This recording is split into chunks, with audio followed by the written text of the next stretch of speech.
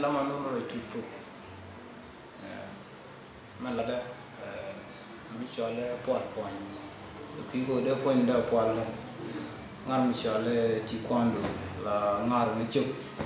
kana tet ka ta long de point da por de an ti kwando mi shi nga point ke lo por chang mi shi de long la bi long la ko ngari sport mo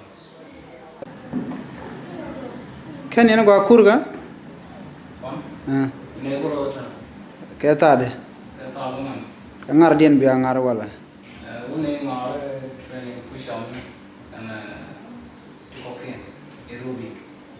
aerobic la ngar ke de ngar ke la le si doin la mi dong te point wala si jay bi bara yen we dong le jay la lu ni bi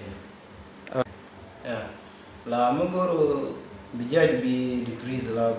lu ga ta mi da bi no wal bu ngar mi shali aerobic bi la bila la doin jin bro yor ni abu ben pin bro yor ni abu ben pin ala ta si jay bi se pen de bi jay bi ñoko lo re ñok la yen ta mo goro bi nga ko dia okay alo ngarien michel aerobic chijan okay sang wal ga friday ba ngari aerobic bi push up bi le bro jay bro yor ni abu ñoko pen pin ñoko pin ko kore yo dunya la le si do ni jin ka ta na dun de ala to take a dancing take a dancing okay